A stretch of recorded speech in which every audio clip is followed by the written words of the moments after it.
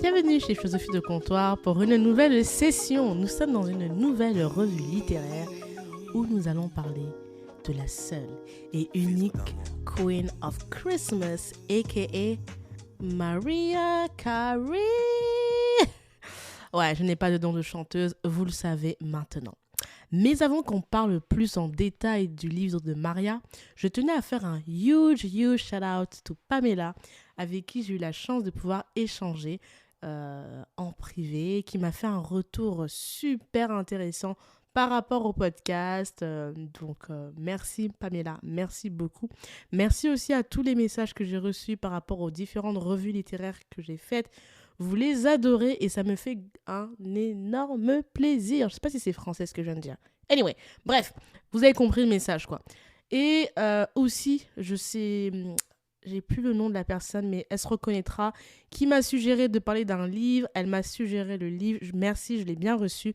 Je ne l'ai pas encore commencé. Girl, ma liste de livres est tellement longue que je ne sais même pas comment je vais m'en sortir. Mais j'ai bien reçu ton livre et je prendrai le temps très prochainement. Donc voilà, merci à vous tous. Merci pour vos retours, vos écoutes. And let's go! Comme d'habitude, écoutez cet épisode, partagez-le, mettez des commentaires sur Apple Podcasts pour la team Apple, les étoiles sur Spotify, les commentaires sur YouTube, ça sera avec plaisir de vous lire et de vous répondre. On peut aussi échanger sur Instagram ou par email pour les plus corporate. Maintenant, prenez place, hydratez-vous and get ready! Mariah Carey, MC pour les intimes. Queen of Christmas, the Songbird Supreme. J'adore cette femme. Bon, petit contexte, vous-même vous connaissez. Bon, déjà, moi, je suis accompagnée de coca, d'un coca. Je bois rarement du coca, mais là, quand on parle de Mariah, il faut le coca. On est là, on est bientôt en décembre. On se rapproche d'un de mes moments favoris de l'année, à savoir Christmas, Noël. Donc, le coca est de sortie. C'est bon. Là, on peut boire le coca. Qui dit Noël dit forcément vacances, lumière. Moi qui suis de Lyon, forcément, ça me fait penser à la fête des Lumières. Qui dit Noël dit petit Jésus qui va bientôt naître. Les rois mages qui sont en train de suivre l'étoile pour trouver le Jésus. Enfin bref, je pars en cacahuète, Seigneur. Oh my gosh, c'est n'importe quoi. Et surtout, les chansons de Noël. Et depuis de longues années, chaque décembre, la seule et unique tata de Noël, elle est là. Et chaque décembre, elle vient collecter la taxe de Noël. Tous les décembre, tata, elle est là, elle récupère sa taxe rapidement sans discuter. Et donc, c'est sans surprise que quand elle a sorti son livre, j'ai dit, OK, girl, I want to know more about you because moi, Mariah Carey, à la base, c'est pas ma chanteuse de ouf. Je suis pas une folle dingue de Mariah. Et quand elle a sorti son livre, j'ai dit, bon, on va en savoir un peu plus sur la dame. Et c'est comme ça que je me suis retrouvée à lire The Meaning of Mariah Carey by Herself. Je l'ai écouté en version audio, un vrai délice, sachant que dans le livre audio, elle le lit elle-même ce livre. Il y a des moments où elle chante. Si vous aimez la chanson de Mariah Carey, ça sera un régal pour vos oreilles. Déjà, pourquoi lire ce livre ? Moi, j'ai beaucoup aimé ce livre parce que déjà, je voulais en savoir plus sur Mariah Carey. Comme je vous dis, je ne la connaissais pas du tout. Deuxième raison, j'étais très intriguée par une news que j'avais découverte quand je suis arrivée en Irlande. C'est le fait que Mariah Carey ait un papa afro-américain et une maman irlandaise qui est chanteuse d'opéra originaire de Cork. Moi, ça m'a choquée parce que Mariah, je ne savais même pas que c'était une personne métisse. Moi, j'ai toujours vu Mariah comme a full white lady. Donc, le jour où j'ai su ça, j'étais en mode « What ?» Et je me rappelle que plein d'Irlandais me disaient « She's from us, she's from us, she's from... » I was like « What the fuck ?» Donc, ça, c'est un truc qui m'a intriguée sur cette nana. Et parce que c'est une des chanteuses préférées de ma sœur. Moi, quand j'étais petite, ma sœur me gavait avec les chansons de Mariah Carey, Céline Dion, Whitney Houston, Hélène Ségara. Vous voyez ce genre de chanteuse-là. Ma sœur m'a saoulée avec. Donc forcément, je me suis dit, go girl, read her book. La première chose qui m'a marquée dans le livre de Mariah Carey, c'est déjà l'introduction. Vous savez que moi, les premières phrases d'un livre, ça me... Voilà. La première phrase, je vous l'ai dit, c'est ces mots. To my legacy, my children, rock and roll, you are the physical embodiment of unconditional love. J'ai beaucoup aimé l'intro. J'adore le mot legacy, c'est un de mes mots préférés en anglais. Donc j'ai vraiment aimé cette intro. Et j'ai directement plongé dans l'enfance de Maria. Donc moi, mon chapitre préféré, c'est forcément la première partie parce qu'elle revient vraiment sur les origines de sa vie, qui elle est, sa famille. Et moi, c'est ce genre de choses que j'adore. Vous connaissez, j'adore remonter le temps quand je fais des interviews. Et du coup, à ma très grande surprise, Mariah Carey, elle a une enfance qui est l'opposé de Disney. C'est-à-dire, tu vois Disney, eh ben, tu vas à l'opposé. Là, tu as l'enfance de Mariah Carey. Elle vient d'une famille qui est totalement all over the place, totalement chaotique, c'est le mot, c'est le cas de le dire. Sa maman s'appelle Patricia, c'est une femme blanche originaire d'Irlande, de Corse. Son papa, c'est un Afro-Américain, il s'appelle Alfred. Il vient d'une famille qui est un petit peu fucked up lui aussi, j'en dirai un peu plus tard. Elle a une grande sœur qui s'appelle Allison, qui, alors elle, c'est la définition de la toxicité. Et elle a un frère qui s'appelle Morgan, qui est lui aussi un peu fucked up. Donc tout ça, c'est vraiment une famille juste all over the place.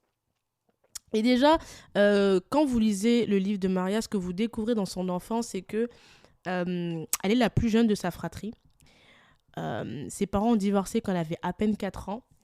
Et elle a vécu une enfance entourée de violence. Il faut savoir que elle te décrit plusieurs scènes où son frère qui souffre d'un handicap et qui est très violent parce qu'il vit très mal en fait son identité de jeune homme métis et qu'il est un peu en perte de repère, ce qui va pas aider parce que ses parents vont splitter et ne vont pas trop prendre ça en compte, donc il est un peu livré à lui-même.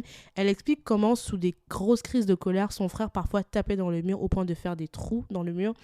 Elle raconte une fois où son père et son frère se sont battus à tel point qu'on ait dû faire venir les flics pour les séparer et la peur que ça lui a causé. Elle raconte une scène où son père a violenté sa mère à tel point qu'elle a cru que sa mère allait mourir parce qu'il voulait prendre la voiture de sa mère qu'il refusait. Enfin bref, son frère, c'est comme elle adore le décrire, un punk ninja qui se finira boule à zéro en train de jumper sur des toits dans son enfance.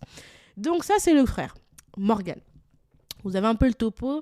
Elle, puis il y a la grande sœur Allison, la grande sœur idéale. C'est une femme qui est très jalouse de sa petite sœur parce qu'elle estime que sa petite sœur est la favorite, parce que ses parents lui laissent tout passer, parce que c'est la plus claire de peau, qui a le privilège d'être white passing. Side note, ça c'est moi qui le rajoute, j'ai vu les photos de la sœur de Mariah Carey. Bon, j'ai vu plus noir, dans le white passing, pour moi, elles sont pareilles. Mais bon, je ne connais pas. Peut-être que quand c'était plus, c'est différent. Mais bon. Donc, elle est très jalouse de sa petite sœur. Et elle le vit très mal également, le divorce de ses parents et la situation et son métissage. Elle le vit très mal. Et elle va se rapprocher de l'univers de la drogue très, très rapidement quand elle est jeune. D'ailleurs, Mariah Carey raconte une scène qui est juste hallucinante où sa sœur lui demande de chanter une chanson avec des amis qui sont très peu recommandables dans le noir. Et la chanson qu'elle demande à sa sœur qui a à peine 10 ans, je crois, ou 12 ans, c'est White Rabbit. Alors, si vous ne connaissez pas cette chanson, je la mettrai dans la description. C'est pas le genre de chanson que tu fais chanter à un gamin. On va pas se mentir. C'est une chanson un peu de hippies qui ont pris des substances illicites. Et elle fait chanter à sa sœur. Bref, et c'est pas le pire. Là, vous direz, Cynthia, t'abuses. Mais non, là, ce n'est que le teaser, c'est que le tester. Par la suite, sa sœur, elle tombe follement amoureuse d'un jeune homme philippin. Tellement amoureuse qu'elle finit enceinte à 15 ans. Sa maman lui conseille d'avorter et elle dit « Non, I love him, I don't want to avorter ». Et son père dit « Ok, tu veux pas avorter, pas de souci, marie-toi avec lui et vous vivrez un beau happy ending. » On se croirait dans Disney, mais version ratée. Bien évidemment, ça ne marche pas. Elle garde l'enfant, elle tombe, elle se marie. Elle suit son chéri, le père de ses enfants, aux Philippines. Elle revient totalement crackhead, cette fois-ci. Totalement éteinte. Elle tombe dans la prostitution, la drogue. Enfin bref. Quand je vous dis Allison, c'est vraiment la sœur dont vous rêvez pour vos enfants. C'est le profil parfait. Totalement fucked up. En plus, par la suite, vous découvrirez dans le livre que Allison, la sœur de Mariah Carey, tellement elle adore sa sœur, c'est ironique là aussi, elle se livre un malin plaisir accompagnée de sa mère et de son frère, famille idéale, je vous ai dit, à vendre des fausses informations aux journalistes pour gagner de l'argent. I love this family. J'adore. Franchement, tu sais, quand tu lis le livre de Mariah Carey, tu te dis, mais en fait, ma famille, elle est cool, en fait. Non, ça va. Ouais, parfois, ils me prennent la tête, mais ça va. Et moi, le truc qui m'a le plus glacé le sang concernant Allison, parce que je trouve que c'est le personnage avec la mère de Mariah Carey qui sont juste...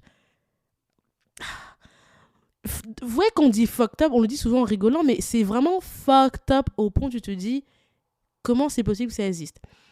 Allison, on raconte que quand elle revient de Philippines, Mariah Carey explique dans le livre qu'elle est totalement éteinte, il s'est passé quelque chose en Philippines qu'elle ignore, et que en fait, elle découvre sa sœur qui a un nouveau lifestyle très bizarre. Elle est jamais très lucide, elle est tout le temps sous influence, elle traîne avec des gens très peu fréquentables, toujours autour de la drogue, la prostitution. Et elle explique comment sa sœur, Allison, a essayé elle a essayé de droguer Mariah Carey avec de l'héroïne et elle a drogué une fois Mariah Carey qui avait à peine 12 ans avec de la coke. Je vous dis, Allison, on l'adore. Franchement, la sœur idéale, je vous dis. La sœur idéale. Et c'est pas fini. Vous dites que là, on arrive. C'est pas fini. Et elle raconte par la suite que quand elle avait à peine 12 ans. Là, on est à peine dans la 12 ans. Elle a même pas 21 ans, la gamine, qui a vu déjà tout ça. Elle raconte comment Allison, lors d'une de ces moments de lucidité, elle s'est retrouvée à envoyer un gars armé d'un gun récupérer Mariah Carey à l'école et sans Allison. C'est-à-dire Allison, elle a confié sa petite sœur à un gars qui doit être sûrement un proxénète, Mariah Carey ne sait pas qui il est, et qui s'amusait à balader Mariah Carey dans des endroits peu recommandables avec des hommes qui achètent des femmes pour des choses que vous savez, avec des guns.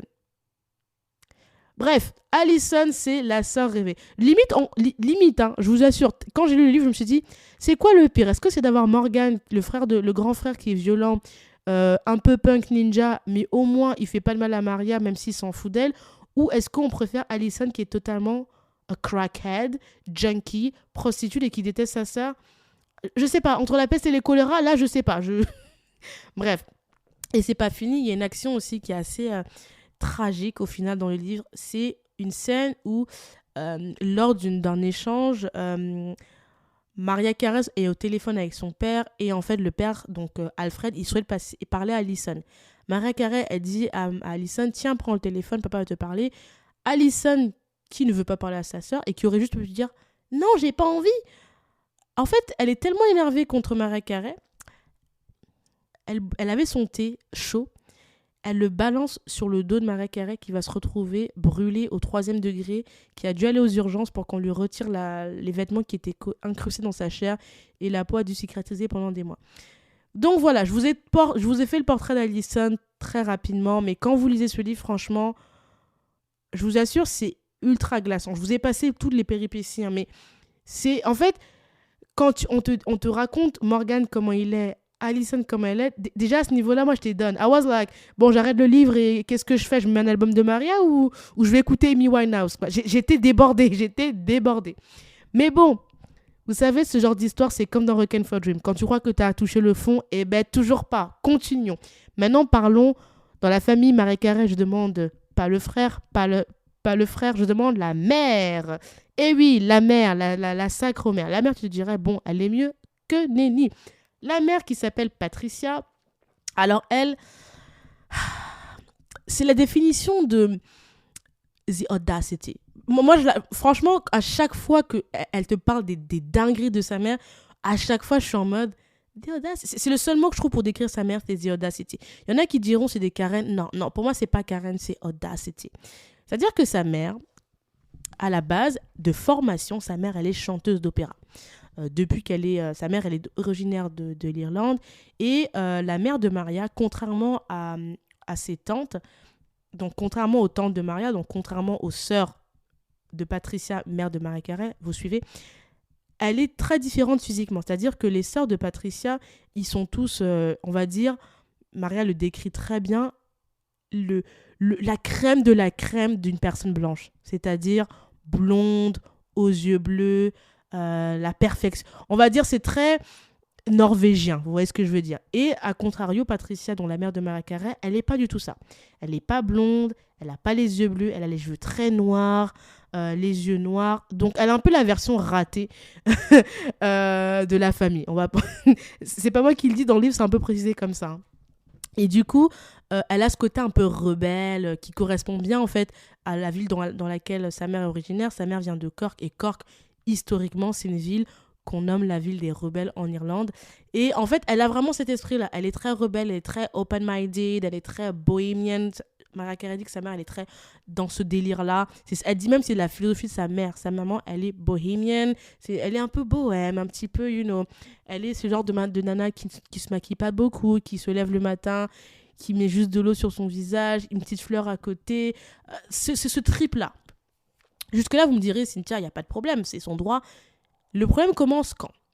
Le problème commence quand tu sais que la maman de Mariah Carey, dont la grand-mère de Mariah Carey, pardon, c'est une femme qui est...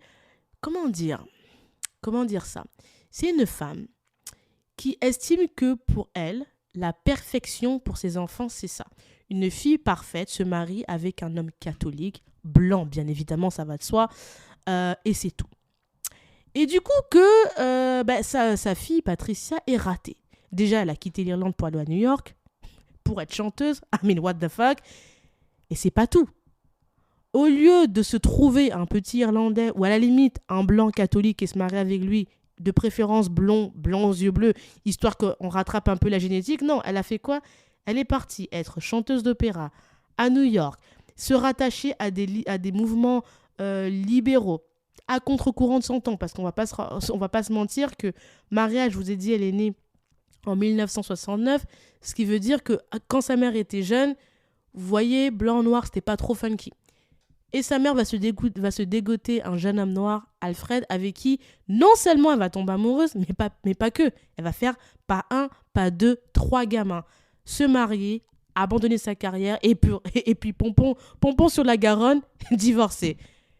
Vous voyez un petit peu la maman de Mariah Carey, la grand-mère de Mariah Carey, pourquoi elle est en mode toi, t'es vraiment raté jusqu'au bout. Au lieu de sortir comme tes frères et sœurs, blondes, yeux bleus, tu sors avec des cheveux noirs et des yeux marrons.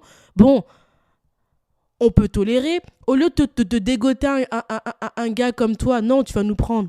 Et là, c'est Mariah qui le dit. Hein. Et je vous le dis de manière un peu funky, mais la manière dont c'est décrit dans le livre, c'est pas drôle du tout. C'est très... c'est même pas Paddy ni Shelly, parce qu'il y a un côté fun dans Paddy et Shelly. C'est tragique. C'est vraiment tragique. Elle décrit... Je vais vous retrouver, je l'avais écrit tellement ça m'avait fait sourire, mais un rire jaune. Elle dit... je vous le traduis, mais en gros, Maria dit « Je ne sais même pas comment l'histoire de ma famille a commencé entre ma mère et mon père. On n'a jamais entendu ni vu de photos, ni une histoire qui relate de l'amour. Tout ce que je sais, c'est que du côté de ma grand-mère, il y a un héritage blanc et très raciste. Et en gros, elle dit « Est-ce que ma mère s'est mise avec mon père parce qu'elle cherchait l'attention ou est-ce qu'elle voulait se rebeller de sa famille irlandaise et de leur tradition ?» Sachant que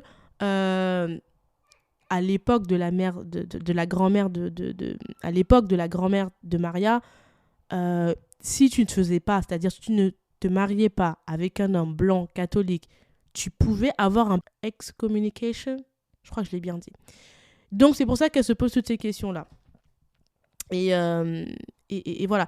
Donc, du coup, du côté de la mère de Maria, tu te dis, putain de merde. Jusque-là, vous me direz, Cynthia, elle a le droit de tomber amoureuse d'un homme noir, c'est pas dramatique d'avoir des enfants. Mais là où, en fait, c'est problématique, c'est que tout au long du livre, vraiment, là, je vous parle du chapitre 1, mais tout au long du livre jusqu'à la fin, la mère de Mariah Carey va montrer une espèce de jalousie vis-à-vis de sa fille Maria, une espèce de de négligence vis-à-vis de ses enfants. Quand je vous dis que Allison a été capable de disparaître aux Philippines, de se marier, tomber enceinte, la mère, elle est où ? On ne sait pas. Quand je vous dis que Allison, elle garde Mariah Carey et qu'elle est capable de droguer Maria, la mère, elle est où ? On ne sait pas. Enfin, si, on sait, elle travaille, mais tout au long du livre, Maria te décrit une espèce de négligence qui est juste frappante de la part de sa mère. D'autant plus qu'on sait que sa mère, elle est divorcée. Donc tu te dis, si tu es divorcée et que tu gardes tes enfants, et il y a une scène dans le livre qui, moi, m'a ultra choquée. C'est dans le chapitre... Alors, est-ce que je l'avais noté ? C'est dans le chapitre 1. C'est la sous-partie qui s'appelle... Ah non, je sais plus dans quel chapitre c'est. Mais je crois que c'est dans le chapitre 1, je sais plus sous quelle partie c'est. Mais il y a un moment où en fait Maria Carey se retrouve à vivre uniquement avec sa mère parce que son frère et sa sœur, ils ont été... leur père a eu la garde pour eux deux. Et en fait, Maria Carey, sa maman, je vous ai dit, elle est chanteuse d'opéra, donc elle chante et tout ça. Il y a un moment donné où Maria, elle rigole parce qu'elle trouve que bon, la manière dont sa mère chante une chanson qui passe à la radio, elle dénature la chanson. Et la mère de Maria Carey lui dit cette phrase. J'ai trouvé ça mais tellement choquant de la part d'une mère, je me suis dit, I just can't about this shit, I can't. Elle dit à sa fille, qu'est-ce qui te fait rire? Et Maria lui dit, non maman, c'est juste que c'est pas comme ça que c'est chanté. Et regarde sa fille, elle lui dit, moi j'ai été chanteuse d'opéra professionnelle. Et si un jour tu as la chance d'avoir ne serait-ce que la moitié de mon talent et d'être quelqu'un, estime-toi heureuse. Et tu sais, quand j'ai lu ça, je me suis dit, mais tu sais, il y a des mèmes où tu te dis, what's going on? Et ben c'était pareil. C'est-à-dire que la mère de Maria Carey, tout au long du livre, elle est très passive-agressive. C'est pour ça que je vous ai dit que pour moi, en un mot, s'il fallait décrire la mère de Maria Carey, c'est the audacity. Elle est très passive-agressive, elle est très négligente. Elle a même un humour qui est bizarre. Maria t'explique comment parfois, quand elle allait récupérer son café, on lui dit, vous voulez quoi comme café? Elle disait, je veux un café noir, bien noir, comme mon mari. Mais la façon dont Maria le décrit, c'est de manière très... pas drôle en fait, très bizarre. Donc, et c'est là où je trouve que cette mère, elle est très... j'ai pas envie de dire manipulatrice, mais si, c'est qu'à la fois, elle est passive-agressive avec sa fille, Maria, jalouse de sa fille, mais à la fois, elle lui met elle fait tout pour que sa fille ait une éducation musicale, elle la pousse à être... à développer ses skills, etc. C'est très bizarre comme relation.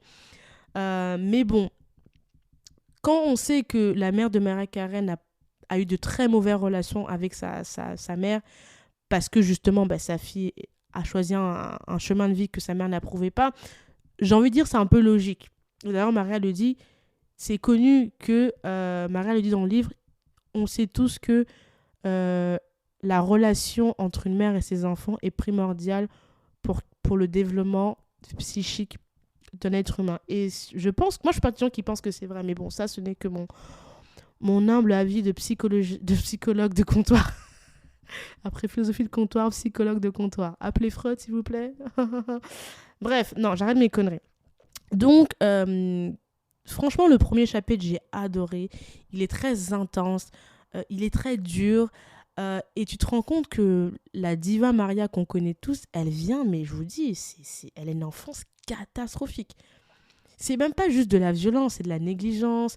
J'ai oublié une partie très importante de son père, parce que moi je vous parle de sa mère, de sa fratrie, mais on oublie le papa. Dans la famille, on demandera maintenant Monsieur Alfred. Alors lui, c'est aussi un cas, forcément. Je me dis, cette famille, elle est all over the place, c'est des fucked up. Le monsieur, il vient d'une famille où il est fils unique, il est fils unique, il a des frères et sœurs. Il n'a pas grandi avec son père, il a de mauvais rapports avec son père. C'est quelqu'un qui a un traumatisme vis-à-vis de sa couleur, parce que, dans les années dans lesquelles on vit, le racisme est à son paroxysme, forcément. On n'est pas comme les années 2020.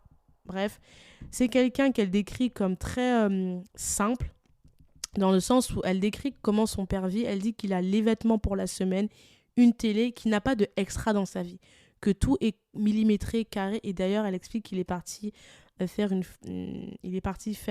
profession...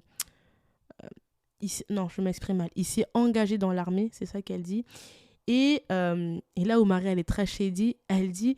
Il s'est parti engagé dans l'armée sachant qu'il était noir ou oubliant qu'il était noir. Elle le sous-entend comme ça parce que dans l'armée, en fait, son père va être accusé à tort par une jeune femme blanche qui va l'accuser de l'avoir violé, ce qui va lui causer quasiment d'être mort, mais finalement, au lieu qu'on le tue, il va être viré en fait de l'armée, et c'est quelque chose qui a beaucoup traumatisé le père de Maria Carey. Elle explique d'ailleurs qu'il était très sévère avec ses 3 enfants, il voulait qu'ils aient des bonnes notes, parce que sa plus grande hantise, c'était que ses enfants deviennent des statistiques. et là ça c'est moi qui l'ajoute, c'est ironique d'avoir une peur comme telle en tant que papa homme noir aux États-Unis et de ne pas être très impliqué dans la vie de tes enfants. Je trouve ça très bizarre, d'autant plus que finalement, sa plus grande peur, c'est que ses enfants ne soient des statistiques. Et finalement, la fille est née 15 ans enceinte, elle finit droguée, prostitute. Le fils, c'est un crackhead, non pas un crackhead, un punk ninja, comme le dit Maria. Bref. Donc, voilà. Et elle décrit d'ailleurs dans le livre que son père, après le divorce, il va se transformer en bachelor daddy. Donc, autant vous dire, papa était très occupé avec tout sur l'éducation de ses enfants. Non, je rigole. Il gardait quand même Maria chaque dimanche, je crois, avec qui il lui faisait le plat préféré de Maria, qui est les linguine, plat italien que Maria raffole till today. Donc, voilà. Moi, de ce que j'ai retenu de ce chapitre, c'est vraiment... la puissance du rêve. Parce que quand tu lis le premier chapitre, tu te rends compte que Maria, c'est quelqu'un qui a beaucoup vécu dans sa tête. Elle te raconte comment à chaque fois qu'il y avait de la violence autour d'elle, à chaque fois qu'elle vivait une espèce de racisme de la part de ses voisins, de ses camarades blancs qui découvraient qu'elle avait un papa noir et qui, dès qu'ils découvraient qu'elle avait un père noir, la rejetaient et la traitaient avec le N-word que je ne vais pas dire ici, tu te rends compte qu'à chaque fois, sa manière de surpasser ça, c'était rêver, imaginer. À chaque fois, elle décrit comment elle essaie de s'évader par l'esprit et elle décrit aussi sa solitude. Et ce qui m'a beaucoup touchée dans ce livre, dans tout le livre, c'est que Maria, à chaque fois, elle te dit « je me sens toute seule, je me sens incomprise ». Même quand elle devient célèbre, hein, même dans la suite du livre, elle te dit...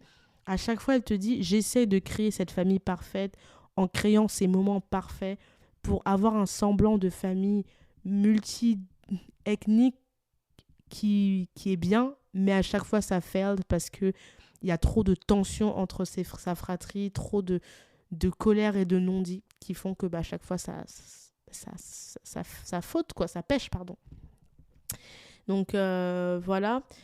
Elle nous partage aussi son admiration pour les Jackson 5. D'ailleurs, elle cite souvent Michael Jackson comme admiration. Elle cite souvent Stevie Wonder, mais dans le chapitre 1, elle parle souvent des Jackson 5, de Nat King, qui sont des gens de l'époque qui avaient des grands classiques à la télé de sons de Noël. Et elle explique comment, grâce à un couple d'amis de sa maman gay, Bert et Myron, elle a découvert la magie de Noël et en fait l'imaginaire d'un Noël parfait. Parce que ce couple d'hommes, ils vivaient dans une maison où elle était très bien accueillie, qui était chaleureux, où il l'aimait et où il lui permettait en fait d'être un enfant. Il lui permettait de faire un peu la faux-folle, de chanter, de faire un show et de lui offrir en fait le Noël qu'elle aurait rêvé vivre avec sa famille et qu'elle ne pouvait pas vivre. Et d'ailleurs, c'est quelque chose que qui m'a beaucoup touchée, c'est tout au long du livre, tu te rends compte que Maria Carey, elle est issue d'un métissage, mais que dans sa vie, finalement, elle est très multiculturelle. Elle t'explique comment elle a un entourage qui vient de différentes religions. Elle t'explique je vous en parlerai dans quelques secondes, quand elle bouge à New York pour make it, une amie qui est de confession juive. Elle t'explique que elle a traîné avec des Italiens. Enfin, elle a vraiment ce background ultra diverse dans son entourage. Et c'est ça quelque chose que je me suis dit que, en fait, qui devient logique quand je vois comment Maria Carey, ce qu'elle fait. Ça devient logique quand tu connais certains points de sa vie et je trouve ça très... je sais pas, j'aime bien. Elle t'explique aussi, et ça c'est quelque chose que Maria nous raconte, c'est que dès l'enfance, elle t'explique que le fait que sa mère soit chanteuse d'opéra, elle a copié sa mère et c'est en copiant sa mère qu'elle a eu l'impression d'exister au travers de sa mère et elle a beaucoup appris d'autres chanteurs. Elle raconte comment elle analysait tout ce qui passait à la radio, qu'elle essayait de le copier, comment avec sa mère, elle allait parfois chanter dans des salons de jazz. Sa mère lui a fait prendre des cours de chant, de piano et que sa mère d'ailleurs l'engueulait en disant ne chante pas, n'écoute pas ton oreille pour apprendre à chanter, écoute ce qu'on te dit. Et Et c'est ça que je vous dis qui est très bizarre chez sa mère, qui est totalement... She's the audacity, sa mère. Qui lui dit cette phrase euh, quand sa fille, parfois, elle doute en disant « Ouais, maman, j'aimerais être chanteuse, mais est-ce que je pense que je vais le faire ?» Sa mère lui dit « Ne dis pas si je vais, dis plutôt quand je le ferai. Il faut que tu te crois en toi pour que tu puisses le faire et que ça se passe. » Et du coup, c'est vrai que je pense que cette phrase, Mariah Carey, ça s'est vraiment ancré en elle parce que tout au long du livre, Maria, tu sens que c'est une femme qui est driven. Elle est driven par l'ambition, par la soif, la faim. Elle est affamée de réussite. Parce que c'est comme si elle se dit, si je ne réussis pas, je suis rien. Parce que j'ai pas de famille réellement aimante, existante. J'ai rien. Donc, il ne me reste que mon art pour exister et surtout pour partager une espèce de bien-être autour de moi parce que quand je chante, je vois que les gens, ça les apaise. Bref, dans la deuxième partie du livre, moi, c'est une partie que j'adore, que j'ai adorée. Elle te raconte, et là, les amis, vous allez me comprendre pourquoi je vous parle de ça. Elle te raconte comment, à 17 ans, elle quitte chez elle parce que c'est trop toxique et qu'elle a vraiment envie de s'installer à New York pour pouvoir make it. Elle te raconte comment, dès ses 15-16 ans, elle écrivait déjà, elle faisait déjà des démos, en fait, en studio, elle slamait entre les études parce que Maria, elle a vécu à Long Island, qui est pas très loin de New York, mais c'est pas New York. Donc, elle commute... Comment on dit en français ? Elle voyageait, entre guillemets, entre Long Island et New York City, Manhattan, où elle faisait ses démos, puis elle rentrait le soir, puis elle allait à l'école, et elle explique en fait qu'elle a fait ça pendant quelques temps, et puis après, 17 ans, elle s'est vraiment installée à New York, et elle a fait des petits boulots étudiants, elle a vécu dans une colocation à Upper East Side, les amis de Gossip Girl, vous vous rappelez ? Et comment, en fait, elle n'arrêtait pas de travailler. Le jour, elle travaillait, elle faisait un job alimentaire. Et le soir, elle était en studio en train de chanter avec des background choristes, en train d'écrire des démos, en train de présenter ses démos partout pour se faire un nom. Et elle te raconte comment, en fait, elle réseautait. Et je trouve que dans ce chapitre 2, un des trucs que j'aime bien chez Maria, c'est sa force de réseautage. Elle est très bonne à réseauter, se mettre en relation avec les bonnes personnes, se vendre, très focus.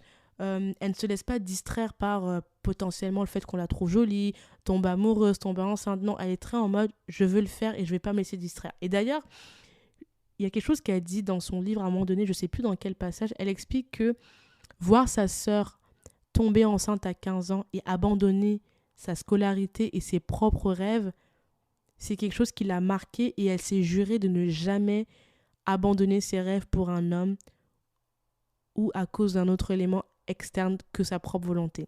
Et elle le rappelle une deuxième fois quand elle parle de sa mère justement qui a abandonné sa carrière et ses propres rêves de chanteuse d'opéra à cause de ses 3 enfants et de son mariage. Elle explique que c'est quelque chose qu'elle ne veut pas, elle veut pas répéter. Et je me suis dit, pour quelqu'un elle dit ça, elle n'a même pas 16 ans. Je me dis, c'est quelqu'un qui a quand même une certaine clairvoyance et une certaine rigueur qui s'explique du coup du background familial chaotique dans lequel elle arrive. Elle nous explique comment elle a croisé Will Smith, qui à l'époque était chanteur, qui faisait du rap, comment Will Smith est un des premiers à l'avoir présenté à une maison de disques pour qu'elle puisse présenter sa promo. Elle explique le fait que le premier label auquel Will Smith l'a présenté, ils n'étaient pas trop chauds pour Maria parce qu'ils trouvaient que sa musique était trop un mix de choses qu'ils ne savaient pas comment gérer, un mix de gospel, un mix de soul. En plus, elle a un background qui était compliqué pour eux à vendre parce qu'en fait, elle n'est pas noire, elle n'est pas blanche. Elle est ce truc qu'ils ne savent pas comment vendre. Donc, c'était trop compliqué. Et le moment où tout bascule dans la vie de Mariah Carey, c'est là où Mariah Carey vraiment devient Mariah Carey qu'on connaît. C'est le chapitre 2, donc c'est part 2 Sing Sing, le sous-chapitre qui s'appelle, et c'est pas moi qui le dis, c'est écrit comme ça dans le livre, Chercher la femme. C'est la rencontre entre Mariah Carey et l'unique, dont vous avez sûrement dû entendre parler, Tommy Mottola, italiano. Bref, Moi, franchement, déjà, side joke, il faut que je vous la partage. Moi, quand j'ai entendu le nom de ce gars, j'ai pensé à Scarface direct. Là, j'étais en mode Al Pacino. Je vous assure, rien que le nom, je voyais trop Al Pacino jeune. Je sais pas si vous avez déjà vu des films avec Al Pacino, mais il y a une scène que vous connaissez tous, quand vous avez vu Scarface. Je suis Tony Montana. Bref, moi, j'ai pensé ça direct. En plus, regardez, moi, j'ai fait les googliser à quoi il ressemble ce gars. Franchement, très italien. Le gars, plus italien, tu meurs. Bref, donc elle rencontre ce gars, ce monsieur qui à l'époque est à la tête de Sony. Il est président de Sony à l'époque. Et elle raconte leur rencontre. Et là, je vais vous le lire parce que je l'ai noté tellement c'est... La façon dont Maria raconte ça, j'adore. Elle dit, I saw him, he looks into me. Our energy clicked. Je vous ai pas tout dit, mais quand elle décrit comment en fait les regards entre Tommy et elle se sont croisés lors d'une soirée musicale où il y avait plein de beau monde et tout ça, où elle était venue en mode à l'arrache parce que sa copine l'a amenée, je vous jure, c'est horrible ce que je veux dire. Je ne devrais pas le dire, mais c'est à la fois romantique et à la fois, quand tu connais la suite, c'est horrible. C'est romantique, dramatique, beau. Et c'est tout un mixte. C'est tout un mix, mais j'adore ce passage. En fait, par la suite, Tommy, il veut la voir. Elle lui donne sa démo. Maria, je vous ai dit, driven as fuck, et j'adore. Elle a que 18 ans, il faut quand même préciser. Elle a 18 ans, le gars, il a plus de 21 ans d'écart avec elle, mais elle est focus. Elle lui donne sa démo, il va dans la voiture, il écoute la démo de Maria, il se dit... Je dois rencontrer cette meuf. Il revient à la soirée. Maria, la belle Maria. On dirait une histoire à la Cendrillon, je vous jure. Cendrillon des temps modernes. Maria, elle est déjà partie. Il la cherche. Il essaie de la joindre. Le lendemain, il appelle. Il lui dit I want to sign you. I want to sign you. Je vous assure, une histoire à l'américaine. Moi, après, on connaît Maria. Je vous ai dit au début, auteure-compositrice. Donc, storytelling, elle connaît. Bref. Et donc, moi, ce chapitre j'ai adoré en fait parce que je trouve que Maria raconte très bien ça. Puis le chapitre qui suit, qui s'appelle Princess Prisoner, c'est un chapitre qui est ultra important. Enfin, la partie 2 est vraiment très importante parce que vraiment, elle te raconte sa rencontre avec Tommy, comment cet homme a pris totalement emprise sur elle. Parce que c'est le gars qui l'a protégée pendant 4 ans. Pendant 4 ans, il a protégé Maria Carey de sa famille toxique. Il l'a protégée du monde un peu toxique, musical et tous les dérives. Et surtout, il a aidé Maria Carey à avoir une carrière qui explose. C'est-à-dire, Maria Carey, pendant 4 ans, il a acheté une maison avec Maria Carey, où il a mis un studio dans la maison qu'il a achetée.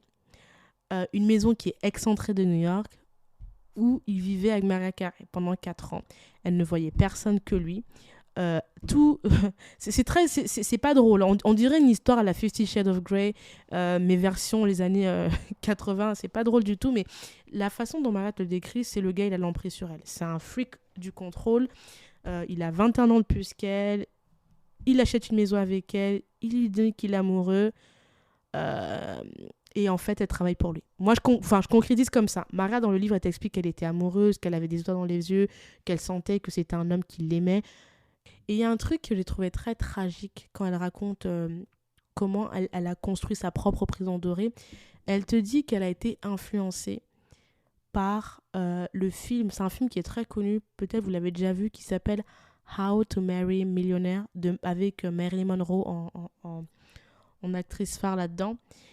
Et elle te dit en fait que dans ce chapitre qui est très bien décrit, que en fait son rêve venait enfin, son rêve se réalisait. Elle avait sa maison, elle avait acheté même une maison pour sa mère, elle avait son studio chez elle, elle avait enfin son album qui Make It, le prince charmant. Et puis elle te dit cette phrase qui est ultra tragique parce que justement, tu sais où ça va mener quand tu lis le livre par la suite, c'est Dreams come true, but at a price. Autrement dit, tout ici-bas a un prix. Et ça, j'ai trouvé cette phrase tellement deep, tellement dure à la fois. Et ça m'a fait penser mais c'est pas biblique, mais ça m'a fait penser à... Je pense encore à Al Pacino. Je sais plus, j'ai plus le nom du film, mais il y a un film dans lequel Al Pacino, il joue un rôle de diable, j'ai plus le nom. Et il dit ce genre de truc. C'est que dans ce bas monde, tout a un prix. Et c'est très cruel, mais c'est vrai. Et pourquoi j'ai pensé à ça? Parce que son Tommy Montana, Motorola, j'arrive plus à parler de ce monsieur. Tommy, on va l'appeler Tommy. Il est italien et ça m'a tout de suite pensé à ça.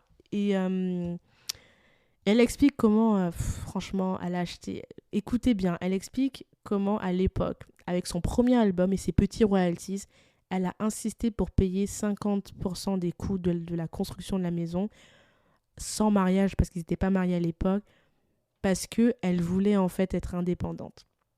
Et elle explique comment le fait qu'elle ait toujours été seule dans sa vie, qu'elle n'ait jamais eu de femme autour d'elle qui puisse la guider, la conseiller, a fait qu'elle prenne souvent de mauvais choix en amour.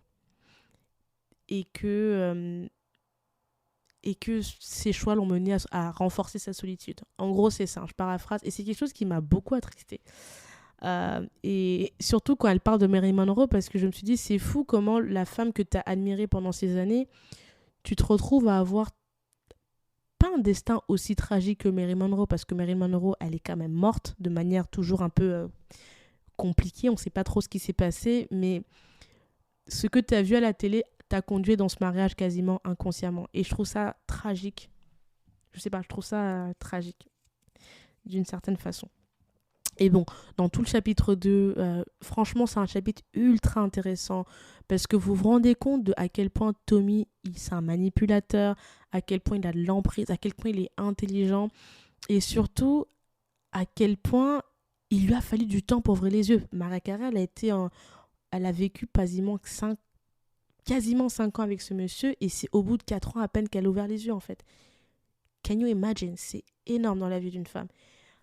Et ce qui est aussi bizarre c'est que c'est Tommy qui lui a fait avoir un des albums les plus iconiques qu'on écoute encore tous aujourd'hui. Et c'est là où je vous dis que la phrase « Dreams come true but at a price » est ultra tragique. C'est que cet homme lui a permis d'avoir une carrière établie, lui a permis d'avoir accès à la crème de ceux qui décident de ce qui se fait ou pas dans la musique, des tendances ou pas dans la musique, parce qu'elle raconte qu'à plusieurs occasions, elle assiste à des dîners avec des PDG de maisons de disques, avec des décideurs de la musique, des tendances. Elle était vraiment au devant de la scène. C'est comme si elle avait fait, malgré elle, un stage avec les boss des boss au prix de sa liberté. Et c'est là où je trouve que c'est très... c'est très, je sais pas comment vous expliquer ça. C'est you have to pay the price. Et elle a payé le prix ultime. Dieu merci, pas de sa vie, mais de sa liberté. Dans le livre, elle ne dit jamais clairement qu'il l'a frappé. Donc, je l'espère qu'il ne l'a jamais frappé. Mais voilà, donc la partie 2, c'est très intéressant. Même Tommy, qui est violent, c'est intéressant de voir comment il réfléchit, comment il la modèle sur le plan physique, comment il contrôle, comment elle doit s'habiller, comment elle doit se coiffer pour fitter à une espèce de fille italiano, parce qu'il ne veut pas... Il veut l'éloigner au plus de son côté afro. Bon, no shade, but it's a shade, Maria. C'est pas la fille la plus noire qu'on connaisse aux États-Unis. Bref, whatever. Je pense que ça, c'est Maria qui se le fait dans sa tête, ce genre de truc. Parce que, bref. Elle explique comment elle se retrouve à aller en thérapie et vers la fin de ce chapitre, comment elle se retrouve en fait après une thérapie de couple, après des exercices pour fixer son couple qui ne va jamais se fixer. Elle réussit à avoir l'autorisation de Tommy pour pouvoir sortir seule après quasiment plus de 3 ans de relation. What the fuck? Et elle nous raconte comment elle vit une espèce de fantasme, de relation fantasme avec un certain Derek, qui pour elle représente une espèce de fantasme parce que comme elle, c'est un enfant métis, issu d'un métissage blanc-noir, mais qui, contrairement à elle, il a une famille qui n'est pas fucked up, et que du coup, elle est très envieuse de cette famille parfaite, où ils sont métis, mais tout va bien, ils n'ont pas de drama contrairement à sa famille, et au final, elle se rend compte que en fait, ils ne sont pas faits pour être ensemble. Et voilà, donc c'est un chapitre qui est très important. Je vous ai pas fait tout parce que j'ai pas envie non plus de vous raconter tout le livre, mais moi ce que je retiens du chapitre 2, c'est la phrase que je vais vous dire qui m'a beaucoup travaillé, hein. Franchement, quand vous lisez le chapitre 2, je vous jure, la phrase « Dream comes true, but at a price, franchement, elle prend sens. Parce que c'est très bizarre. Enfin, il faut que vous lisez les livres pour comprendre à quel point cette phrase, elle mérite une dissertation de philosophie là-dessus. Il faut que j'arrête mes conneries, punaise, Cynthia, concentre-toi. Elle mérite vraiment réflexion parce que, à la fois, elle a ce qu'elle a toujours voulu, c'est-à-dire elle est auteure, compositrice, chanteuse. Elle est au devant de la scène, elle fait ses albums, sa carrière est en train de boomer, elle se fait connaître. Elle a le contact de tous les plus grands de son époque, au niveau de la mode, au niveau de tout. Mais à la fois, elle n'est pas libre. C'est-à-dire que hors la création de musique, elle est limitée. Pendant 4 ans, moi c'est un truc qui m'a marqué, qu'elle dit dans le livre, pendant 4 ans, elle a des fans et des gens qui rêvent d'elle, qui la kiffent, qui l'admirent, qui l'adulent. Elle n'est même pas au courant parce qu'elle vit dans une prison dorée excentrée de la ville. Et elle ne se rend compte brièvement lors d'un concert qu'elle va faire où elle se rend compte qu'il y a de la sécurité et elle se dit mais pourquoi il y a autant de sécurité? Et on lui dit mais c'est pour vous en fait. Vous êtes une star. Et elle pendant 4 ans, elle ne se rend pas compte. Et je pourrais aller encore et encore sur certaines choses, mais il y a une scène qui est assez ahurissante où elle raconte comment elle enregistre un son avec Jermaine Dupri et une autre dont j'ai oublié le nom, et comment, je ne vais pas vous spoiler, allez lire le livre, il se passe quelque chose un peu hallucinant, tellement son mari de l'époque a de l'emprise sur elle. Elle explique comment quand elle s'est mariée, c'était le mariage le plus iconique de son époque, le mariage le plus dont tout le monde parlait à l'époque dans tout New York, mais comment elle était ultra malheureuse et qu'elle devait faire le, entre guillemets, hein, elle devait put a smile on her face, prétendre. Donc c'est très... c'est un chapitre qui est difficile, hein. C'est très très difficile et tu sais pas comment te positionner. Et je pense que malgré tout, et ça c'est ma conviction personnelle, je pense que malgré toute cette relation qui a été très difficile pour Maria parce qu'elle a pas vécu sa vie de jeune femme, elle vous dit qu'elle n'allait pas en boîte, elle sortait pas, enfin, elle était très couverte et tout ça. Je pense que c'est parce qu'elle est sortie avec Tony Montana, il faut que j'arrête mes conneries, avec Tommy, je pense que c'est parce qu'elle est sortie avec Tommy et uniquement pour ça que elle connaît manier l'art de la négociation et l'art de comprendre la musique. Pas comprendre la musique sur le plan artistique, sur le plan purement business. Parce que je le rappelle, à l'époque de sa relation, il était à la tête de Sony AMR, Amérique. Donc quand tu sors avec un gars comme ça, autant te dire que même si tu es bête comme n'importe quoi, tu vas quand même catch up certaines choses, tu vois. Surtout qu'il ne faut pas oublier qu'elle était jeune et qu'elle avait faim de réussite. Donc t'inquiète pas, c'est un peu comme, pour ceux qui ont déjà regardé des interviews de Kris Jenner, c'est un peu comme Kris Jenner vous dit, moi j'ai pas fait d'école de commerce ou d'école de je sais pas quoi, mais j'ai appris tout le business de mon mari. Pour moi c'est le même profil en fait, sauf que Maria, visiblement elle n'avait pas entre guillemets choisi. Donc voilà, elle nous parle aussi de ses collabs, comment elle a collaboré avec les plus grands. Ça, c'est dans la partie 3. Elle a collaboré vraiment, donc la partie 3, c'est All That Glitters. Elle a collaboré avec la crème de la crème des artistes. Whitney Houston, I love her, paix à son âme. Avec Diana Ross, Aretha Franklin, Didi, U-Tang, pardon. Elle nous raconte comment Tupac, elle a croisé Tupac lors d'un show alors qu'il était dans une voiture. Comment elle a eu un demi-clash avec Biggie. I'm just like, she's a badass. Mariah Carey, elle est très badass quand même. Et ça, c'est le côté, j'ai découvert ce côté en lisant son livre, c'est que derrière cette plastique de poupée, ce visage angélique, il se cache une meuf, une nana qui est badass as fuck. Elle y va en fait. Et c'est la belle surprise de lire cette autobiographie. Elle nous raconte comment, et pourquoi je vous dis qu'elle est très badass, c'est que Mariah Carey, quand elle est tombée amoureuse lors un bref moment de Derek, le fameux gars métis qui lui semble parfait, qu'elle a rencontré autour d'un dîner Armani à New York, elle était obsédée pour quitter Tommy. Donc pour elle, Tommy c'était du passé, et elle nous raconte comment elle voulait quitter Tommy, et à New York c'était pas possible parce que Tommy avait de l'emprise sur tout le monde à New York. Bah, forcément, il est président de Sony. Elle explique comment elle a décidé, avec son assistante, de prendre un avion pour aller au Japon. Vous savez bien que Sony, c'est japonais, just to let you know, pour en parler au président de Sony au Japon, pour expliquer à quel point elle veut quitter Sony, parce que Tommy, son ex-mari, parce qu'il est en instance de divorce, il fait une vendetta contre elle et il lui pourrit la vie personnelle et professionnelle. Et comment elle a préparé son exit pour aller chez Columbia, une autre maison de disques, avant de revenir après Sony plus tard. Si ça, c'est pas un truc de badass, je sais pas ce que c'est. Et franchement, c'est ce genre de truc qui, moi, m'ont fait dire, putain, Mara, t'es tellement plus deep que ce que je pensais, en fait. Derrière ce visage angélique, je pensais pas qu'il y avait une nana qui était prête à se battre bête et ongle pour elle-même, en fait. And I just love this. Elle nous parle de sa collab avec Whitney Houston, comment elle était...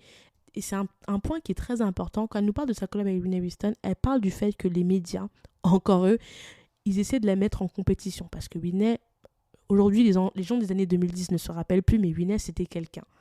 Whitney, à l'époque, moi je me rappelle, c'était quelqu'un. C'est comme quand on parle de Michael Jackson. Beaucoup de gens aujourd'hui ne le savent pas, mais Michael, Whitney, c'était des quelqu'un.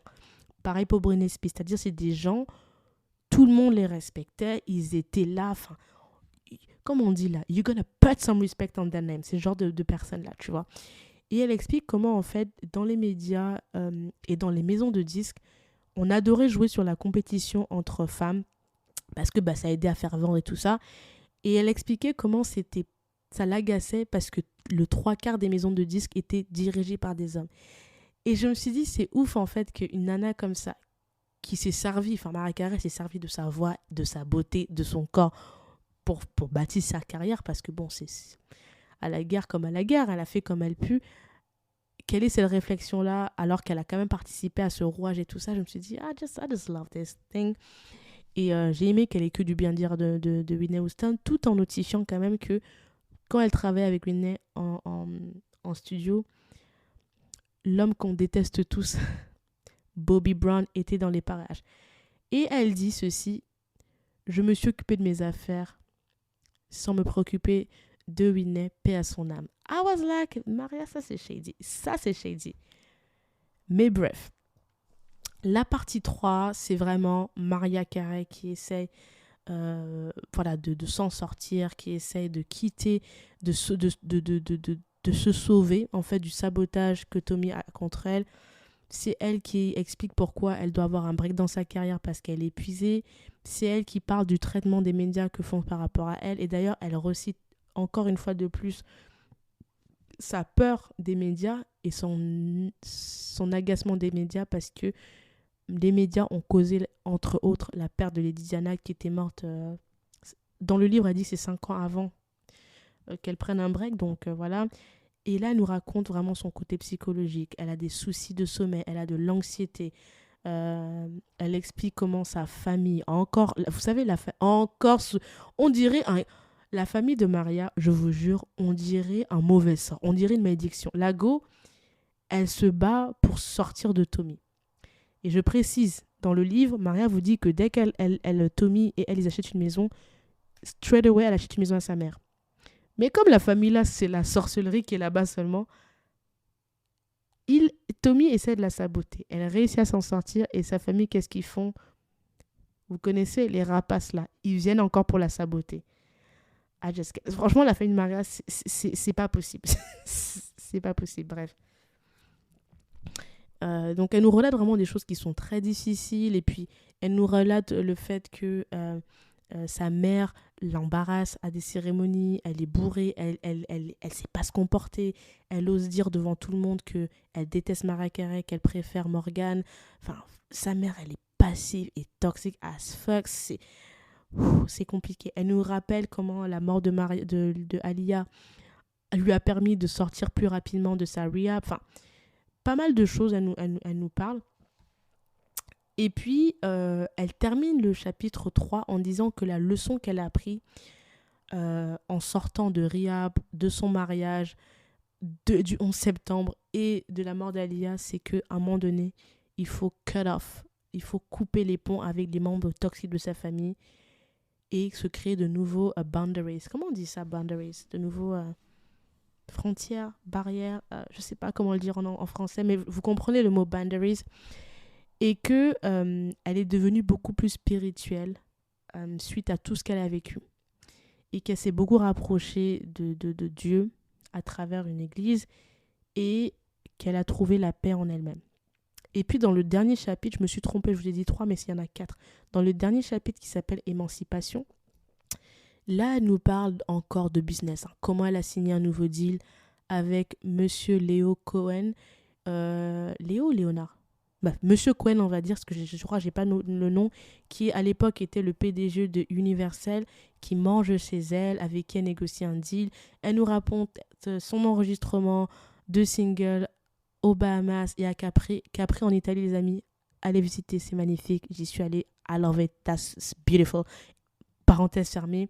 Elle nous raconte une petite amourette avec un homme européen avec qui ça se passe pas très bien parce qu'il lui dit qu'elle n'est pas une femme noire, qu'elle est une femme métisse. Elle n'est pas contente parce qu'elle dit moi je me considère comme une femme noire, bladi bladi bladi. Bref, on retombe dans la fameuse crise d'identité. Mariah Carey, je vous ai pas parlé de ça parce que sinon on dormirait pas, mais tout le livre, de la première page jusqu'à la dernière page, Mariah Carey nous parle de sa crise identitaire. Comment elle ne sait pas comment se sentir. Comment elle se sent complexée parce que chez les Noirs, on lui trouve qu'elle a des petites lèvres. Chez les Blancs, on trouve que ses lèvres sont comme ci, ses cheveux, tout ça. Et je vous assure, c'est horrible ce que je veux dire parce que je ne suis pas une fille métisse. Je ne sais pas ce que c'est de vivre ça. Mais parfois, quand elle le dit, je vous dis, moi je suis quelqu'un de visuel. Je suis quelqu'un de très visuel. Donc, moi, je regarde ces photos et je me dis, ma chérie, girl, please. Girl. Et en fait, j'ai beaucoup de pitié. Pas de pitié, c'est pas le bon mot. De peine. Parce que je sens que c'est une vraie souffrance. C'est-à-dire que tout le long du livre, tu sens que Mariah Carey, elle est en souffrance parce qu'elle ne sait... Et elle le dit, elle ne sait pas comment se positionner. Parce que du côté de sa mère, eux, ils ne voient pas une fille blanche. Ils voient une fille qui est métisse parce qu'elle a du sang noir. Elle explique, d'ailleurs, c'est très drôle parce que je ne vous l'ai pas dit, mais dans le livre, elle explique la construction ethnique aux États-Unis avec le fameux One Drop Rule, qui est une conception ethnique uniquement aux États-Unis, qui est que toute personne qui a une goutte de sang, donc c'est-à-dire dans ta lignée, tu as une personne noire, tu n'es pas blanc, tu es noir. Et du coup, elle explique qu'elle, forcément, elle se considère noire, bladi, bladi, bladi. Et en fait, plusieurs fois dans le livre, elle a des conflits avec des gens parce que des gens lui font comprendre que mais en fait, t'es pas noire et t'es pas blanche, t'es juste métisse. Et elle a du mal avec ce terme-là. Et c'est quelque chose qui, moi, à chaque fois, quand elle explique ça, j'ai beaucoup d'empathie parce que je suis en mode, c'est dommage que t'aies ce struggle-là qui te peine jusqu'à aujourd'hui. Parce que... parce que c'est quelque chose qui est vraiment très redondant dans son livre. Et parfois, c'est même... C'est pas que c'est agaçant, mais t'as juste envie de lui dire, girl, respire, ça va aller. En fait, fais une thérapie de groupe, fais quelque chose, mais tu peux pas nous saouler avec ça tous les livres. Parce que tous les livres, elle nous en parle de... Je sais pas comment... Et d'ailleurs, je vous en ai pas parlé, mais quand elle nous parle de pourquoi elle est amoureuse de Derek, elle nous dit qu'elle a admiré Derek parce qu'il était métis et qu'il comprenait ce que ça faisait. Je me suis dit, mais on n'aime pas les gens pour ça, en fait. Enfin, peut-être c'est moi qui suis trop dure, hein, et peut-être c'est parce que justement, j'ai un privilège d'être une femme noire et que pour moi, c'est pas compliqué, mon identité, mais voilà. Et je trouve, pour quand même remettre dans le contexte, c'est que je trouve que le livre de Mariah Carey m'a permis de comprendre à quel point, pour une personne métisse comme elle, ça doit être totalement difficile parce que elle a grandi dans des quartiers quasiment que blancs et elle s'est pris dans la gueule plein de réflexions et plein de rejets quand les gens découvraient qu'elle n'était pas blanche, mais noire, enfin, pas noire, mais métisse en voyant son père, parce que beaucoup de gens étaient confus. C'est-à-dire que quand il la voyait avec sa mère, pour elle, elle était une petite fille blanche, parce que Mariah Carey, regardez ses photos, on dit... je vais faire la blague, mais je ne vais pas la faire, mais elle ressemble à une full white lady. Mais quand il voyait qu'elle avait un père noir, elle explique qu'à l'école, elle a perdu, à l'école, ses camarades, et même dans un camp de chant, elle a perdu des opportunités parce que les gens, ils voulaient la punir, en fait, d'être, entre guillemets, c'est elle qui le dit, impure, un peu tachée de se dire, ah, mais en fait, t'es pas comme nous, t'as ce côté... entre guillemets, de négresse. Et c'est vraiment quelque chose qu'elle répète souvent dans le livre. Et voilà. Et donc, c'est quelque chose qui est très redondant et qui, parfois, c'était un peu trop. Donc, je me suis dit, est-ce que c'est parce qu'elle a besoin de se sentir légitime ou whatever? Je sais pas. Mais bon, ça après, je peux pas en parler parce que je vous ai dit, je suis pas une fille métisse, donc peut-être que je ne comprends pas, au même titre que je pense que quelqu'un qui est noir, qui n'est pas noir, ne peut pas comprendre certaines choses d'une personne noire. I don't know. Bref. Puis elle nous parle du coup dans la partie 4 de l'album Emancipation. Elle nous explique comment elle se sent très surmenée par le fait que du fait qu'elle soit devenue une grande star, Mariah Carey, que son nom en fait fait une économie à part entière. Elle explique qu'elle a la responsabilité de gens autour d'elle, de ses choristes, de son label, de ses fans, et que parfois ça l'angoisse en fait. Et autre leçon du livre qu'elle donne qui est très importante, donc c'est la troisième leçon du livre que j'ai appris, que j'ai trouvé intéressant, c'est la façon dont elle network et elle traite les gens autour d'elle. Elle dit, on ne sait jamais d'où un bienfaiteur peut tomber. Du coup, elle fait toujours attention à comment elle se comporte. J'ai trouvé ça très, très, très drôle qu'elle dise ça. Là, elle nous raconte dans le dernier chapitre comment son père finit ses jours. Il décède suite à un cancer rare. Et elle explique que c'est seulement sur le lit de mort qu'elle a pu expliquer à son père comment elle ne se sent pas bien à cause de sa crise identitaire qui dure toute une vie du fait de son métissage. Et comment elle aurait aimé en fait que son père l'aide et son père lui révèle qu'il est fier d'elle, etc. etc. Donc, moment très touchant. Et puis, on finit le livre avec la rencontre de Maria et d'autres artistes, la participation de Maria dans un rôle secondaire dans un film qui s'appelle Precious et comment elle était fière de participer là-dedans. Film que je n'ai toujours pas vu parce que le trailer est juste... je peux pas. Petite histoire. Pour ceux qui écoutaient mon épisode sur le livre de Issa Rae, vous allez comprendre. Ceux qui ne l'ont pas écouté, petit résumé. Precious, en fait, c'est un film qui a gagné pas mal de nominations et de prix aux États-Unis parce que ça raconte l'histoire d'une adolescente afro-américaine obèse qui a subi plusieurs viols de la part de son père. Et de l'inceste qu'elle a vécu, elle a eu un enfant. Elle a été rejetée de l'école. Enfin, c'est une histoire dramatique, tragique, horrible, qui a plu à plein de gens. Et Mariah Carey, elle était contente parce qu'elle a eu un petit rôle qui lui a permis en fait de gagner un petit peu le respect de ses compères acteurs en fait. Donc voilà. Mais moi, ce film, j'ai toujours pas regardé. Et je pense que je regarderai pas parce que le plot ça me fait pas vibrer. Et finalement, intéressant, on finit ce chapitre sur sa rencontre avec le papa de ses enfants, à savoir Nick Cannon, avec qui elle raconte comment, quand elle a rencontré ce monsieur, elle avait très envie d'avoir des enfants, comment ils se sont rencontrés, comment elle nous raconte aussi sa fausse couche, comment elle a vécu sa fausse couche, sa prise de poids, enfin c'est très... comment elle a vécu une grossesse à risque, le mariage, avec prenup, le divorce, enfin bref. C'est très, très drôle. Et plein d'autres choses intéressantes. Hein. Globalement, qu'est-ce qu'on retient de ce livre ? Moi, j'ai adoré le livre de Mariah Carey. Je vous recommande de le lire. Je pense que je ne suis pas allée sur plein de points qui auraient pu être approfondis de ma part, mais bon. On m'a dit, Cynthia, quand tu fais des revues littéraires, parfois c'est trop long, donc I'm trying my best, mais bon, voilà. Moi, ce que je retiens, c'est... quel que soit d'où on vient, même quand on s'appelle Mariah Carey, il ne faut pas arrêter d'y croire. Et surtout, il ne faut pas hésiter à se délivrer de personnes toxiques, même si c'est la chair de la chair de ta chair qui t'a mis au monde. You need to cut off.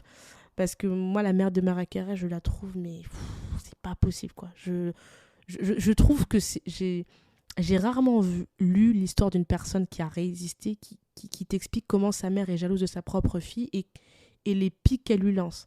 Je vous ai même pas raconté, mais ça, il faut que vous lisez le livre, comment... il y a plein de trucs où sa mère vraiment lui pourrit la vie. Donc, c'est sur la relation avec la famille, le pouvoir du rêve, parce que Mariah Carey, elle garde cette âme d'enfant, de rêveuse et d'y croire, and I love it. Le pouvoir du réseautage, parce que l'air de rien, Mariah Carey, elle a réussi, parce que bon, c'est une très belle femme, mais aussi elle sait réseauter, et la fin de réussite, quoi. cette femme, elle a une fin de réussite jusqu'à maintenant. J'en ai pas parlé, mais quand elle explique comment elle négocie ses deals, comment elle se rend compte qu'on veut pas la payer à sa juste valeur, Non, c'est une femme pour qui je pense que... Lisez son livre si vous voulez déjà connaître plus sur Mariah Carey, voir comment une personne a pu s'en sortir d'une famille toxique, d'un mariage toxique et fucked up, d'un entourage nocif. Vous pouvez y aller. Lisez ce livre si vous êtes peut-être une personne métisse ou vous avez des enfants, des amis métisses et vous vous demandez les struggles que vivent des personnes métisses, parce qu'elle en parle vraiment en long et en large. Parfois, ça m'a même agacé, c'était trop. Mais après tout, c'est son histoire, c'est son ressenti et je ne peux que le respecter. Et si vous voulez voir aussi des noms qu'on n'entend plus trop parler, c'est vrai que moi, ça me faisait plaisir quand je lisais des noms comme Tupac, Biggie, Wu-Tang, Marilyn Monroe. Enfin, moi, Marilyn Monroe, punaise, quoi, c'est mon collège. Au collège, j'étais obsédée par cette femme, quoi. Donc, quand j'ai vu les références, le fait que Maria vous dit qu'elle a lu la biographie de Marilyn, que voilà, I just love it.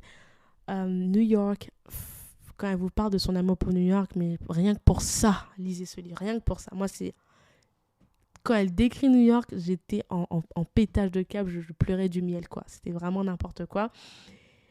Et je dirais aussi pour la vulnérabilité. Vous savez que c'est mon mot préféré, mais j'ai adoré ce livre parce qu'elle se livre à nous de la manière la plus vulnérable et c'est juste beau et courageux en fait. C'est pas tout le monde qui même si c'est une célébrité, c'est pas tout le monde qui nous donne ça. Donc, ouais, non, franchement, c'est un beau livre à lire. Et puis surtout, elle vous rappelle pourquoi elle aime Noël. Et vous avez l'origine de pourquoi elle aime Noël et comment elle essaie depuis des années et des années à créer la magie de Noël qu'on ressent tous. Donc, c'est un très beau livre, je recommande de le lire, vraiment. Je suis très contente d'avoir lu cette histoire, d'avoir découvert Mariah Carey et d'avoir découvert la profondeur de cette femme et l'intelligence de cette femme. Et il y a un truc qui m'a touchée dans cette histoire. Après, c'est mon délire. Ça c'est quand je pars dans des trucs un peu spirituels. Donc, excusez-moi, mais il faut que je vous le dise. Dans le livre de Maria, elle raconte au début de son livre comment, quand elle a rencontré sa grand-mère paternelle, sa grand-mère lui a dit que « T'inquiète pas, tu vas y arriver ». C'est lorsque Maria avait une scène de violence assiste à une scène de violence entre son frère et son père. Et elle explique que plus tard, elle a découvert que du côté de son père, la mère de son père et plusieurs femmes du côté de son père étaient des healers, donc des personnes qui avaient la possibilité de guérir les gens de manière, je pense, un peu mystique, on va dire. Et j'ai trouvé ça, je sais pas, c'est un truc qui m'a beaucoup touchée parce que je me suis dit, quand tu vois la vie de Maria et la vie de sa fratrie, c'est comme s'il y a des cycles qui se répètent en fait. Sa mère qui se marie, qui divorce, qui finit femme seule. D'autres diraient baby mama, mais j'oserais pas dire ça d'une dame de cet âge-là. La sœur de Mariah Carey qui a un enfant, qui se marie, qui finit mère seule. Mariah Carey qui se marie, qui finit mère seule. Enfin, j'ai trouvé qu'il y a des cycles comme ça. Là, je vous en parle un parce que c'est celui qui me vient, mais il y a plein de cycles comme ça qui se répètent et ça m'a fait penser à la même phrase en fait. Les rêves ont un prix. La question, c'est... Et je pense qu'une question qu'on devrait tous se poser, c'est quel prix sommes-nous prêts à payer, en fait, pour avoir ou réaliser nos rêves. Sur ces belles paroles, je vous remercie d'avoir écouté ma nouvelle revue littéraire qui est un peu all over the place, mais excusez-moi, je suis excitée par Noël et je vais aller me replonger dans les albums de Maria. Je vous souhaite une bonne journée, une bonne soirée, une bonne semaine. On se retrouve très vite pour un nouvel épisode chez Philosophie de Comptoir. Comme d'habitude, n'oubliez pas, partagez, mettez un commentaire. Bye.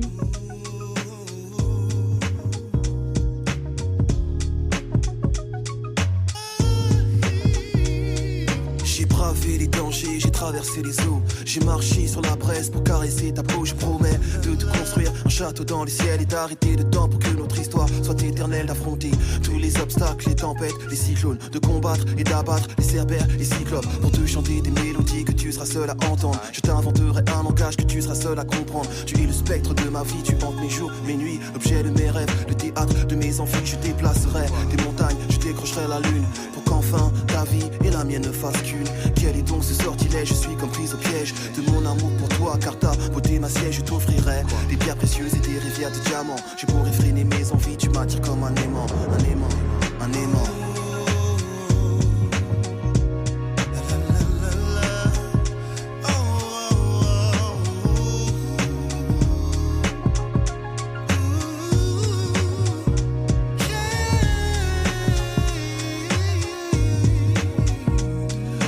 Bat au rythme de ton cœur et lorsque tu m'effleures, je perds le contrôle de moi, tu me transportes ailleurs. Tu me bâillonnes et me flagelles, c'est une douce torture. Je succombe sous l'effet de tes baisers et tes morsures. Chair en ébullition, âme en lévitation. Nos respirations sont en parfaite synchronisation. Je fonds lorsque tu me touches avec tendresse. Je vibre lorsque tu m'enlaces et me caresses. Je m'évade quand tes lèvres se posent sur les miennes. Je ne sais plus où je suis, j'ai le feu dans les veines. Ouvre les portes de ton paradis, je veux goûter ton eau de vie. Une forme fascinante envahissent mes rêves et j'ai envie de voir l'érotisme à son paroxysme, connaître chaque atome de toi. Tu es ma friandise, nos âmes et nos corps sont en accord jusqu'à la petite mort qui, je l'espère, laissera place à la vie dans ton coffre-fort, coffre-fort.